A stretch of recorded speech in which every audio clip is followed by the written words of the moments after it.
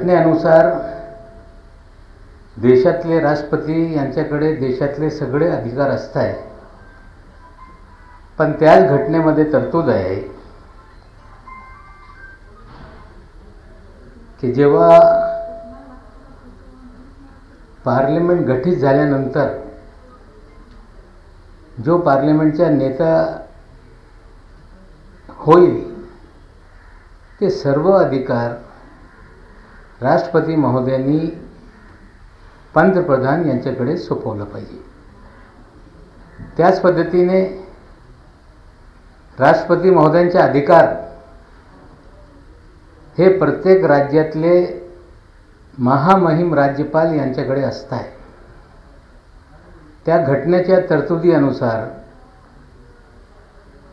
ज्या असेंब्लीच्या गठन झाल्यानंतर त्या विधानसभेमध्ये जो विधानसभेचा नेता असेल त्यांना सगळे अधिकार वर करण्याच्या जबाबदारी राज्यपाल महामहिम यांच्याकडे असते। आपल्याला हे माहीत आहे की या राज्यामध्ये विधानसभेची निवडणूक होत असते, निकाल येत आहे, मुख्यमंत्री निवड होत आहे। त्याच पद्धतीने महाराष्ट्रामध्ये महाविकास आघाडीचे सरकार आल्यानंतर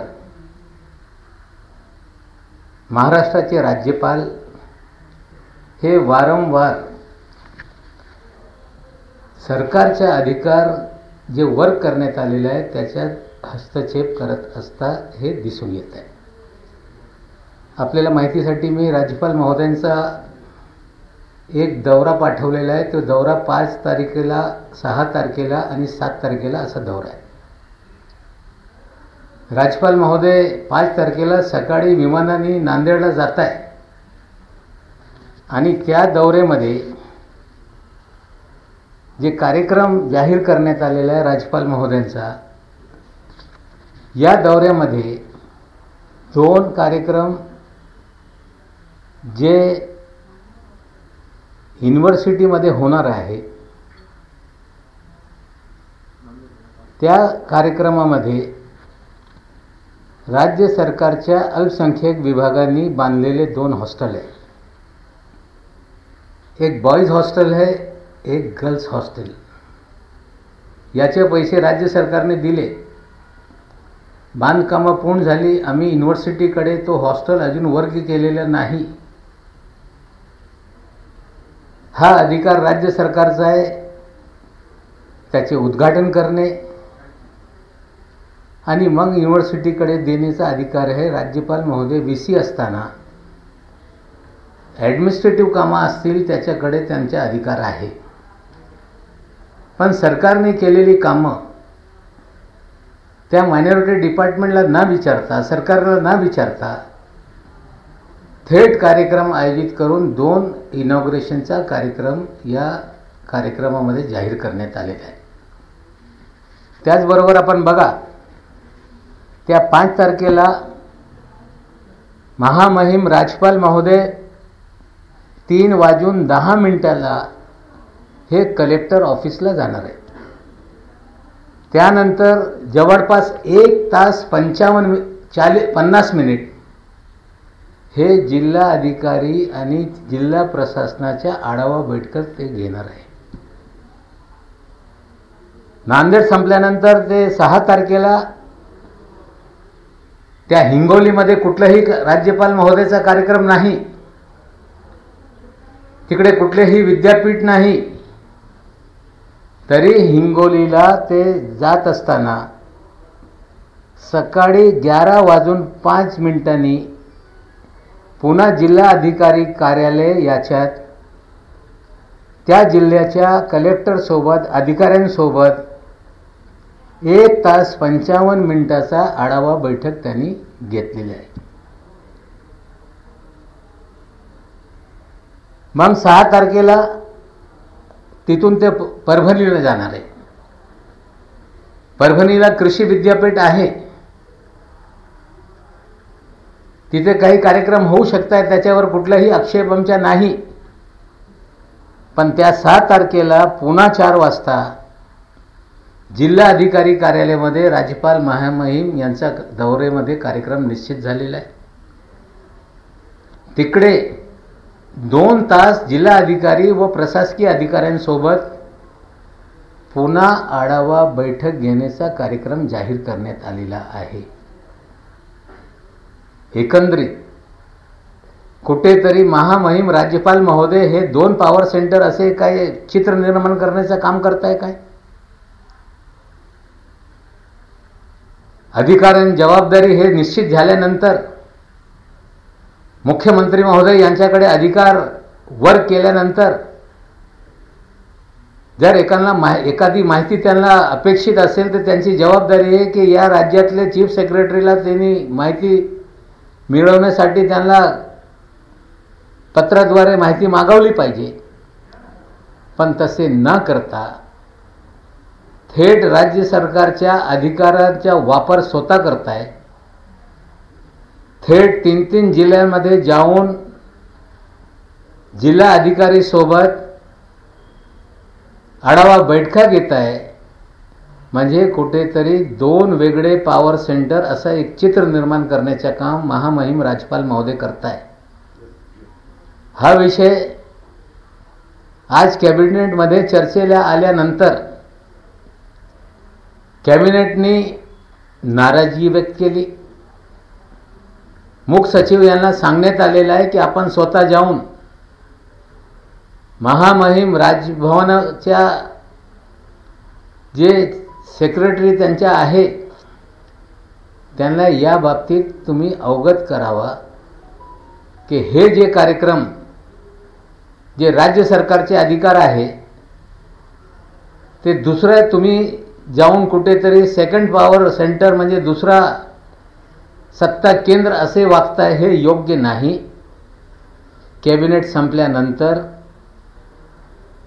राज्याचे मुख्य सचिव हे राजभवनला जाऊन त्यांचे जे सचिव आहेत त्यांना भेटतील आणि जे महाराष्ट्राच्या मंत्रिमंडळाने जे मेसेज कन्वे करण्यासाठी किंवा जे संदेश देण्यासाठी जे काही आज चर्चा झाली त्याची माहिती देण्यासाठी मुख्य सचिव स्वतः राजभवनाला जातील. हे पहिल्यांदा घडत नाही. कोविड असताना त्या काळामध्ये पण महामहिम राज्यपाल हे कोविडचा आढावा घेत होते. या बाबतीत केंद्रात तक्रार झाल्यानंतर ते थांबले आणि पुन्हा या पद्धतीने जे त्यांनी कार्यक्रम आयोजित केलेला आहे पूर्णपणे हे योग्य नाही. राज्य सरकार याला नापसंती व्यक्त करते. कॅबिनेटने याचा विरोध केलेला आहे आणि निश्चित रूपाने हे मुख्य सचिव जाऊन त्यांना माहिती देतील आणि आम्हाला अपेक्षा आहे की राज्यपाल मुख्यमंत्री होते उत्तराखंडचे त्यांना हे राज्यपाल महोदयांना हे आता वाटत असेल की ते मुख्यमंत्री आहे. तसं नाही. त्यांना कळलं पाहिजे ते मुख्यमंत्री नाही. मुख्यमंत्रीचे अधिकार मुख्यमंत्र्यांचे असते. ते राज्यपाल आहे हे त्यांना विसर पडली काय असं प्रश्न निर्माण होत आहे. निश्चित रूपाने आम्हाला अपेक्षा आहे की राज्य सरकारने हरकत घेतल्यानंतर ते आपला दौरा युनिव्हर्सिटीमध्ये जे काय करायचं आहे ते जाऊ शकताय करू शकताय. कारण ते युनिव्हर्सिटीच्या नांदेड युनिव्हर्सिटी जे आहे त्याचे पण ते चान्सलर आहे. तिकडे ज्यांना जे करायचं आहे ते करू शकताय. परभणीमध्ये कृषी विद्यापीठ आहे. त्या कृषी विद्यापीठच्या बाबतीत जे काय त्यांना आढावा घ्यायचा आहे ते घेऊ शकताय. पण जे राज्य सरकारचे अधिकार आहे ज्या राज्य सरकारला अधिकार देण्यात आलेला आहे त्याच्यात कुठेतरी हनन करणे हे योग्य नाही. आम्हाला अपेक्षा आहे की ते जे काही चुका झालेली आहे त्यांना माहिती देण्यात आल्यानंतर ते सुधारतील. हिंदी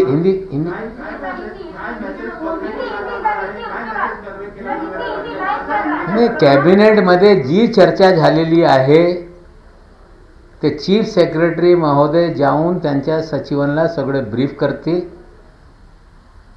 आणि राज्यपाल महोदयांना असं ते वारंवार बोलत राहत आहे की मी मुख्यमंत्री असताना असा डोंगरावर चढत होतो, असं केलं तसं केलं. अजून ते उत्तराखंडचे मुख्यमंत्री असं त्यांना वाटत असेल तर त्यांना अवगत करणं हे गरजेचं आहे.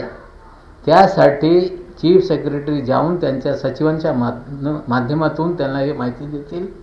आणि आम्हाला अपेक्षा आहे की या लोकशाही पद्धतीमध्ये पार्लमेंटरी डेमोक्रेसी असताना सर्व अधिकार हे पार्लमेंटला, विधानसभेला असतो, त्याचे नेतेला असतो.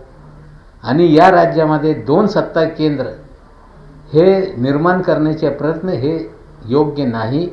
आम्हाला वाटते जी चुका झाली ते दुरुस्त करतील. कोणाच्या इशाऱ्यावरून अशा पद्धतीने होतं कारण की 12 आमदारांचा प्रश्न त्यांच्याकडे प्रलंबित आहे आणि त्याचबरोबर एमपीएससीचे जे सदस्य नियुक्ती आहे त्याची फाईल सुद्धा अजून सही झाली नाही याची माहिती आहे. नाही, ज्या पद्धतीने राज्यपाल महोदय 12 आमदारांच्या बाबतीत कायद्यामध्ये तरतूद नाही की किती वेळेत तो निर्णय घेतला पाहिजे, त्यासाठी अनिर्णित ते ठेवताय. पण निर्णय ते रद्द करू शकत नाही. तो कॅबिनेटचा अधिकार आहे 12 आमदार नेमण्याचा. आम्हाला अपेक्षा आहे, आता कोर्टामध्ये तो विषय गेलेला आहे, त्याच्यावर अंतिम निकाल आलेला नाही. पण आता एमपीएससीच्या सदस्य नेमण्याची फाईल पण त्यांच्याकडे प्रत्यक्षात यादीत पडून आहे.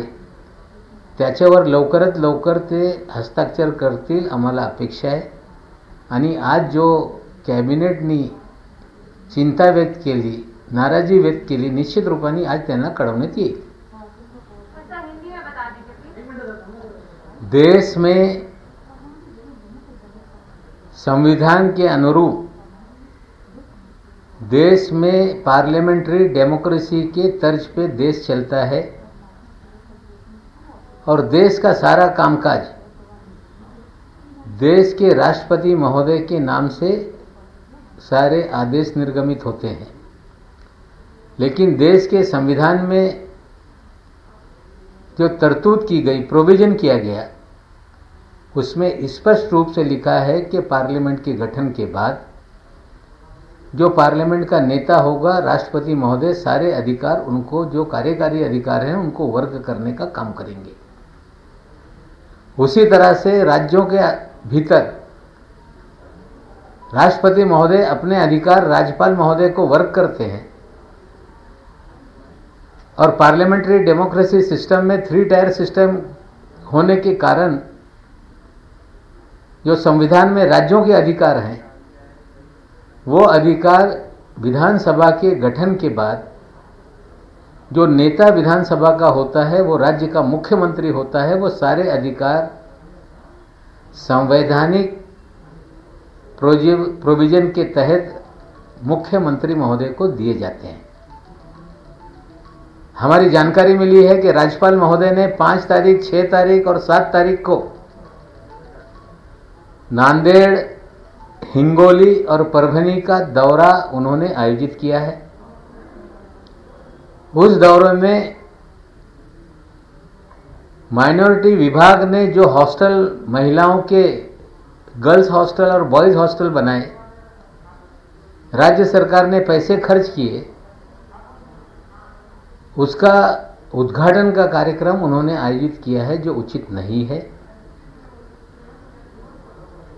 और राज्य सरकार को बताए बिना, माइनॉरिटी डेवलपमेंट डिपार्टमेंट को बताए बिना सीधे ये कार्यक्रम का आयोजन करना, ये राज्य के अधिकारों में, सरकार के अधिकारों का हनन करने का काम महामहिम राज्यपाल महोदय कर रहे हैं. इतना ही नहीं, 5 तारीख के दिन उन्होंने नांदेड़ में 3:10 पे जिला अधिकारी कार्यालय में जिला अधिकारी महोदय और प्रशासन के अधिकारियों के साथ एक रिव्यू मीटिंग रखने का आयोजन किया है कार्यक्रम में. 6 तारीख के दिन हिंगोली में कोई भी यूनिवर्सिटी नहीं, नांदेड़ में स्वामी रामतीर्थ यूनिवर्सिटी है, वहां के वो चांसलर हैं. यूनिवर्सिटी के कामकाज पे हमें कोई आपत्ति नहीं, लेकिन हिंगोली में सीधे उन्होंने 1 घंटे 55 मिनट का कार्यक्रम वहां रखा है, वो भी जिला अधिकारी के कार्यालय में. और उस कार्यालय में फिर कलेक्टर के साथ रिव्यू मीटिंग का कार्यक्रम है। इस तरह के उनके दौरे में हमें जानकारी मिली है। साथ ही साथ उसी रोज वे नांदेड़ जाएंगे और वहां 4 बजे से लेकर 6 बजे तक, पहले में 1 घंटा 50 मिनट, फिर 1 घंटा 55 मिनट और उसके बाद 2 घंटा परभनी में भी जिला अधिकारी के साथ, प्रशासन के साथ रिव्यू मीटिंग लेने का काम करेंगे। इस कार्यक्रम को लेकर मंत्रिमंडल में इस पे गहन चर्चा की गई। मंत्रिमंडल ने इस कार्यशैली पे नाराजगी व्यक्त की। इस कार्यक्रम के माध्यम से ये दिख रहा है कि महाराष्ट्र में 2 सत्ता केंद्र है कि इस तरह का वातावरण बनाया जा रहा है। और मंत्रिमंडल ने तय किया कि महाराष्ट्र के मुख्य सचिव ये राजभवन में स्वयं जाएं, उनके जो सचिव है उनसे बात करें कि जो संविधान में चुनी हुई सरकार के अधिकार है उसमें सीधे हनन करने का काम उचित नहीं है। और हमारे मुख्य सचिव राजभवन जाएंगे, महामहिम के सचिव महोदय को ये सारी जानकारी जो कैबिनेट द्वारा नाराजगी व्यक्त की गई है, राज्य सरकार को जो अधिकार दिए गए उसमें सीधे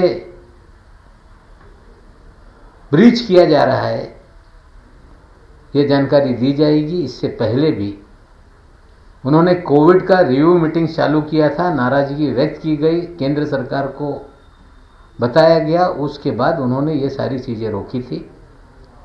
5 तारीख, 6 तारीख और 7 तारीख का उनका दौरा, और उस दौरे के भीतर जो अल्पसंख्यक बॉयज और गर्ल्स हॉस्टल के उद्घाटन का कार्यक्रम है, नांदेड़ के जिला अधिकारी कार्यालय में जिला अधिकारी और प्रशासकीय अधिकारियों के साथ रिव्यू का कार्यक्रम है। 6 तारीख को हिंगोली में कलेक्टर ऑफिस में कलेक्टर और प्रशासकीय अधिकारियों के साथ रिव्यू का कार्यक्रम है। उसी 6 तारीख के दिन परभनी में रिव्यू का कार्यक्रम रखा गया 4 बजे से 6 बजे तक।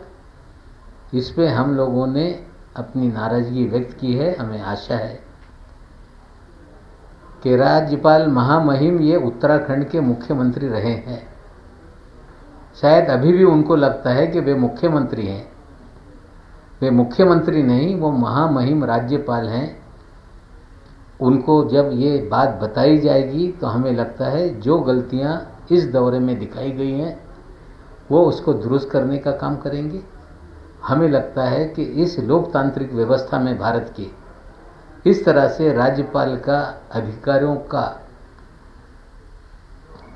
जो इस्तेमाल है, जो अधिकारों को मुख्यमंत्री के पास देना ये बंधन कारक है, और देने के बाद इस तरह के दौरे बनाना ये उचित नहीं। हमें लगता है मुख्य सचिव की बैठक के बाद उन्हें अवगत कराने के बाद वो अपने कार्यक्रम में सुधार करेंगे।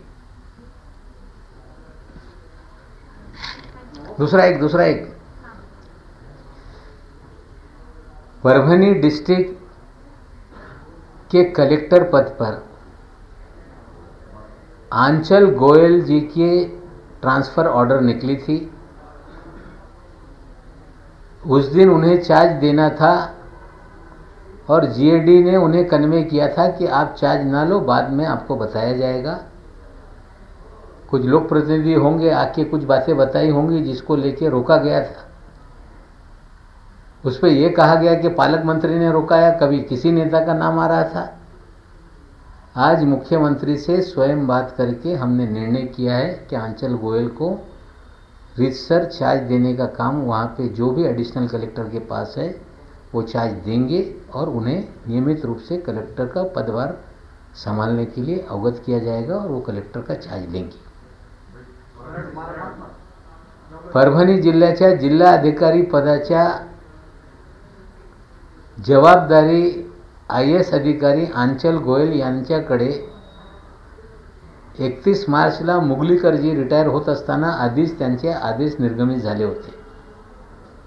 मी त्या जिल्ह्याच्या पालकमंत्री असताना ते आम्हाला भेटून त्यांनी सांगितलं मी आधी जाऊन सगळं माहिती घेतो आणि मी त्यांना सांगितलं की तुम्ही जा तिकडे माहिती घ्या, 31 तारखेला मुगलीकर साहेब रिटायर होत आहे आणि तुम्ही चार्ज घ्या असं माझ्याशी बोलणं झाल्यानंतर ते गेले. मुख्यमंत्रीकडे काही लोकप्रतिनिधीचा काही कुठल्याही या बदलीबाबत काही आक्षेप होता. त्यांची बदली रद्द झाली नव्हती. तात्पुरता तुम्ही थांबा असं त्यांना कळवण्यात आला होता. आज मी मुख्यमंत्री महोदय सोबत चर्चा करून की आपण त्या अधिकाऱ्यांना जे जबाबदारी सोपवलेली आहे त्यांना चार्ज दिलं पाहिजे. मुख्यमंत्री महोदयांनी होकार दिला आणि अंचल गोयल यांना आता मेसेज कन्वे होईल आणि ते जाऊन परभणीच्या कलेक्टर पदाची जबाबदारी स्वीकारतील. सर याच्यामध्ये हाच मुद्दा आहे की नेमकं लोकप्रतिनिधी कोणी विरोध केला त्याला? नाही, ते मला माहीत नाही, पण माझा विरोध न होता हे सत्य परिस्थिती. सर, दूसरा मुद्दा था राष्ट्रीय राजनीति को लेकर. आज पवार साहब की और गृहमंत्री अमित शाह की मीटिंग हो रही है, इसको लेकर भी काफी हद तक टक्करें लगाई जा रही है. पवार साहब एक जिस तरह से मोदी जी ने कहा कि वे उनके ट्वीट में था कि वो राज्यसभा के सदस्य हैं, राज्यसभा के सदस्य हैं, पार्टी के नेता हैं. निश्चित रूप से कुछ विषय होते हैं अलग अलग विभाग के, उनको जाकर उस पर चर्चा करके कोई रास्ता निकालना है. और हमें लगता है कि जिस तरह से इससे पहले भी हमने आपको अवगत कराया था कि कोऑपरेटिव बैंक्स का जो विषय है, जिसमें जो आरबीआई के अधिकार हैं, जिस तरह से वो चीज़ों को संचालित करती है, पहले प्रधानमंत्री जी से भी उसी विषय पे मिले थे और अमित शाह जी देश के कोऑपरेटिव विभाग के भी मंत्री हैं.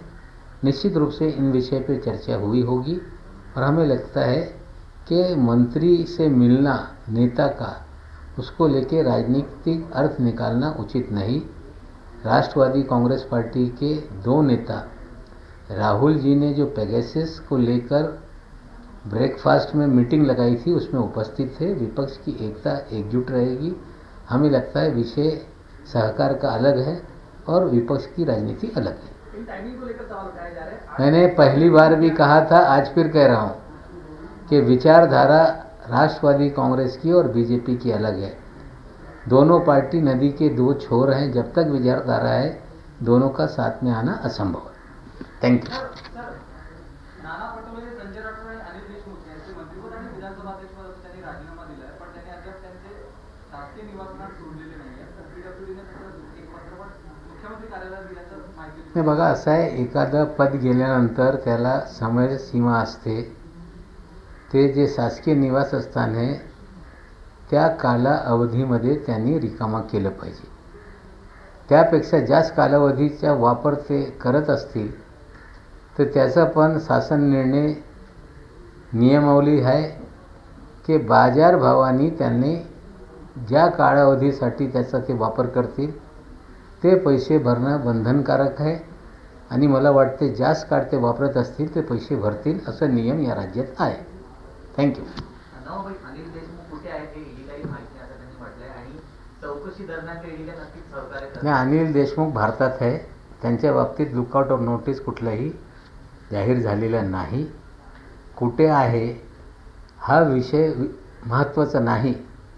जेव्हा एखादा विषय सुप्रीम कोर्टात आहे वारंवार संमन पाठवणे हे योग्य नाही. अनिल देशमुख यांच्या विरोधातली तक्रार हे राजकीय हेतूने होती आणि या महाराष्ट्रामध्ये केंद्रीय यंत्रणेचा वापर राज्य सरकारला बदनाम करण्यासाठी, नेत्यांना बदनाम करण्यासाठी आणि कुठेतरी दबाव निर्माण करण्यासाठी हे केंद्र सरकारकडून होते आणि आम्हाला वाटते आता कायदेशीर लढा अनिल देशमुख साहेब लढत आहे. जे काही असेल आम्हाला पूर्णपणे विश्वास आहे की त्यांनी कुठलीही चूक केलेली नाही आणि आज नाही उद्या विषय हे कोर्टामध्ये जेव्हा जातील आम्हाला वाटतं याच्यातून काही सिद्ध होणार नाही. पवार साहब की मुलाकात अमित शाह जी से है, ये कोई उसमें छुपी हुई बात नहीं. इससे पहले प्रधानमंत्री जी से भी मिले थे और अमित शाह जी के पास ये कोऑपरेशन डिपार्टमेंट है और कोऑपरेटिव बैंक्स को लेकर चिंता हम लोगों की है कि जिस तरह से नया एक्ट बनाया गया है, जिसमें अलग अलग तरह से बदलाव किए गए, जो कोऑपरेटिव बैंक है उनको एक खतरा पैदा होगा।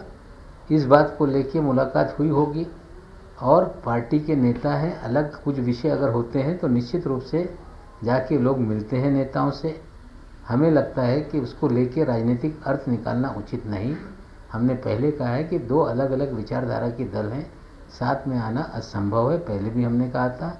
और आज सुबह राहुल जी ने जिस तरह से विपक्षी नेताओं को ब्रेकफास्ट पर बुलाया था, चर्चा की थी, हमारे पार्टी के दो बड़े नेता प्रफुल्ल पटेल जी और सुप्रिया ताई उस बैठक में थी। सरकार की जिम्मेदारी वहाँ पे लोगों की समस्या रखना अलग चीज़ है, और जहाँ पर मुद्दों का सवाल है सरकार के खिलाफ निश्चित रूप से एकजुट होकर राष्ट्रवादी कांग्रेस पार्टी सभी विपक्षी दलों के साथ है। अनिल देशमुख के लेके कुछ एजेंसियां कह रही हैं कि अनिल देशमुख कहाँ है, हमें पता नहीं। बार बार सम्मन दिया जा रहा है और सम्मन का जवाब भी वकीलों द्वारा ईडी को दिया गया कि सुप्रीम कोर्ट में विषय प्रलंबित है। हमें लगता है कि अनिल देशमुख जी को जिस तरह से राजनीतिक तौर से एक रिटायर पुलिस अफसर द्वारा आरोप लगाया गया, जो निराधार था, जिसकी जांच सीबीआई कर रही है, अब ईडी भी उसमें इन्वॉल्व हो गई। हमें लगता है कि जो भी ये लड़ाई है ये पूरी न्यायालयीन लड़ाई है और अनिल देशमुख जी न्यायालयीन लड़ाई लड़ रहे हैं। हमें उम्मीद है कि कितना भी दुरुपयोग केंद्र सरकार की ओर से इन सभी संस्थानों का होगा, अंत में जो सच्चाई है वो भी सामने आएगी। जो भी न्यायालयीन लड़ाई है निश्चित रूप से उनका अधिकार है कि वो हर रेमेडी जो उनके पास है उसका वो इस्तेमाल कर सकते हैं, और वही काम वो कर रहे हैं। हमें पूरा विश्वास है कि जब जब चीज़ें न्यायालय तक जाएगी ये पूरी तरह सिद्ध होगा कि अनिल देशमुख जी पे लगाए गए आरोप ये सारे बेबुनियाद और तथ्यहीन थे। मराठ्यांची तळपती तलवार म्हणजे